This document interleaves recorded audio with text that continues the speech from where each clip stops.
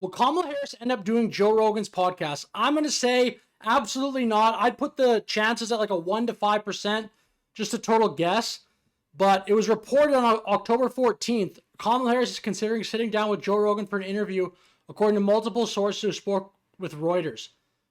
Harris campaign officials reportedly met with Rogan's team this week. My take on this would be, this is putting a ton of pressure on Joe Rogan, and I think for that reason, it's a lose-lose for him, and he won't do it, because the one side would be Kamala Harris comes on the show, does relatively well, and Joe Rogan just kind of chill, asks her questions, sort of lets her talk about whatever she wants. She comes across pretty good. Then she goes on to win the election. People may say, wow, Joe Rogan really like showed her to a whole bunch of new fans. Maybe it was the reason she won over a little bit more, like did a little bit better in the voting with young men. And I think Joe Rogan runs a serious risk in that scenario of alienating a huge part of his audience, maybe losing fans forever. And then the other side would be, if Joe Rogan does the gotcha style interview, or at least like is a little bit tough, asks lots of tough questions, I think he'll further sort of feed the narrative of the trolls, who they're not correct, obviously, but the people on the left-wing side of the media, and just like the other kind of half of the country that think Joe Rogan is some extreme dude, which he's not. But if he did that and Kamala came on, I don't know if Joe Rogan just wants to be that polarizing of a person, because that probably would be his perception moving forward if he gave her this tough interview.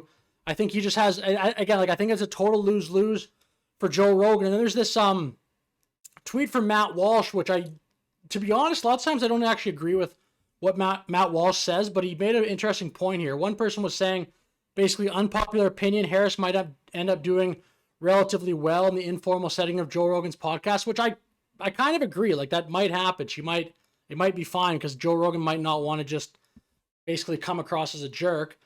But in response to that, Matt Walsh says he disagrees. And number 3 is because Kamala's base will expect her to go after him and hold him accountable for being a right-wing radical. If she plays nice and pals around with him for 3 hours, she risks alienating her own base. If she tries to make it contentious, he'll wipe the floor with her. It's a lose-lose for her. And I actually agree with this. So lose-lose on Joe Rogan's side. And I think it's a lose-lose on Kamala's side, because especially to the point, if she tries to go in there and be like buddy-buddy with him, so much attention in recent years has been trying to make Fox News, Joe Rogan, Elon Musk, Donald Trump, all these people out to be beyond the pale, extreme people.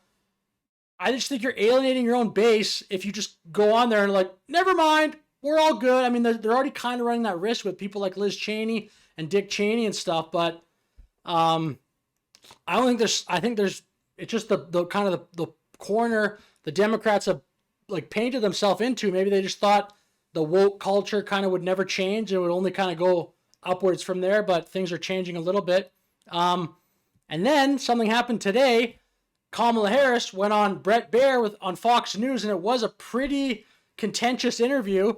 And lots of people are commenting, well, now we're never going to get a Joe Rogan appearance. I just thought this tweet was funny from this person, pundit, whatever this is. Kamala Harris was so impressive yesterday that she's definitely going to do Joe Rogan for 2 hours. And this meme, the wink meme, I don't know if that's from Step Brothers or what, but I think that this actress is from Step Brothers, but I don't know what that meme's from. But anyway, I'll end the video there, but I do think the chances of her going on Joe Rogan are almost zero at this point, which is tough, which sucks just from an entertainment standpoint, because it would be interesting to see.